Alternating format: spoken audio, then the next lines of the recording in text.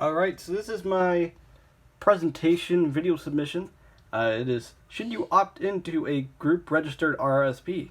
The article is by Jason Heath, and he is a journalist over at moneysense.ca. So let's get started.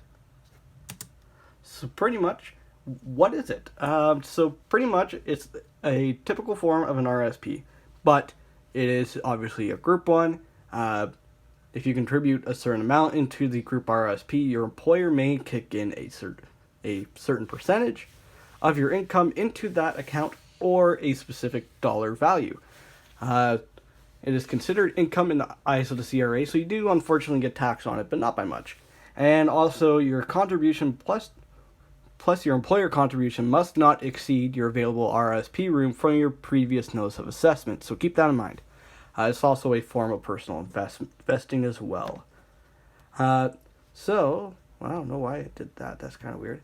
Okay, so how is it beneficial? So, these are pretty much the benefits that he stated in the article. It is pretty much the scenario of the article was a 35-year-old man was asking him if it would be effective to go into an account like this, mainly because he was seeking other employers and he just wanted to know if this would be something he could look for and stuff like that, and see if it would be something beneficial to him.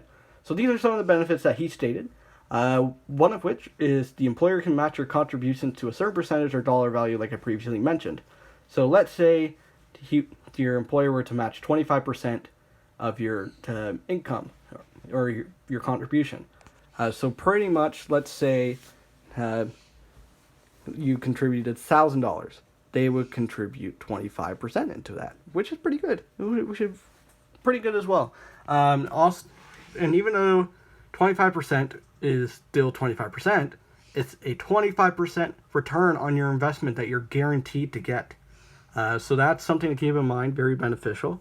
It may keep your employees in the company for life or for a long time, just based on the benefit that you're offering there, as well as it's made from the source. So it's deducted from your salary. So let's say your take-home salary before taxes is $10,000, and they're going to do 25%. So they would take 25% off of your $10,000 to get to and contribute that into your RRSP. So let's say they deduct 25%. Okay, so that would be roughly $2,500. So yeah, your take-home pay after the contribution is $8,500, but still, that $2,500 you're going to see somewhere else down the road. It may not come right to your pocket right away, but it's going to be there down the road, which is pretty nice. And because it is coming from the source and it's being deducted from your salary, the other benefit is that it may induce good spending habits, because you're not going to get all that money that you're supposedly supposed to get. So you'll be a little more anal and a little bit more, I guess you could say, a little tedious on what you're going to be spending and stuff like that. So it's definitely something nice. Going to the next one here, how does it relate to our class? I find that it relates to Chapter 10 pretty well. And mainly because there's three main points that it says in the slide that pretty much is what the article is trying to say. So it's pretty much, in the PowerPoint, it says to take advantage of employer-sponsored retirement programs. This is one of them. And it's offered by the employee. It's not something you go to the bank to register or anything like that for. It is something that the company offers to you. Also, it says take advantage of elective saving plans. So, in the example I provided before, where it has the payroll deduction getting contributed into your group RSP contribution, that is technically an elective savings plan. So that relates to Chapter 10. As well as, it also says one very important point in Chapter 10. Putting away small amounts now can lead to a big amount later. And yeah, you may be putting away $25, let's say, for example, every single week. But let's say you put that in for like 40 years. 40 years down the road, that $25 a week is really going to pay off. And that's even before the interest rate comes in. So some of the interesting facts.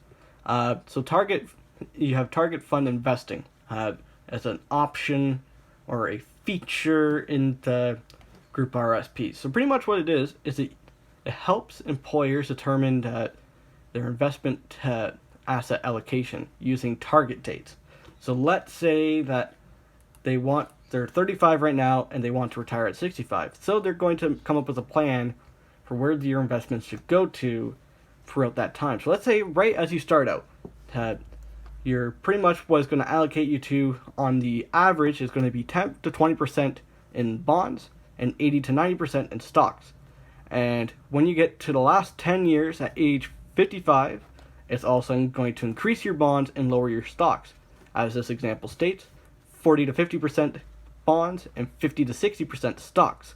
The great thing about this is it helps make sure that the investment you are making is related to your risk tolerance based on age. So obviously as you age, you want to invest in more safer assets and stuff like that, and something that has lower risk, which is why obviously bonds are increasing and stocks are decreasing. But also the employer may also have their own tools to help you build your own portfolio if you like to invest in certain things. And obviously, looking at the power slide, Obama does approve, and I also approve of the Guinness Stout that he is drinking as well.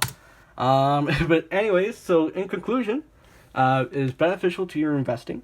Like I said, it has matching contributions. Obviously, the target fund investing is great, and it relates to Chapter 10.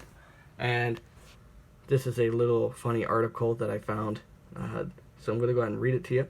Well, my investments don't react to market forces, economic news, or rumors. Really? What do they respond to then? Gravity. I just found that kind of funny. I'm not sure if you did, but kind of gave me a nice little laugh. And there are my references. And now that I'm done with the presentation, it is time to get some real estate advice. Who the heck is this guy?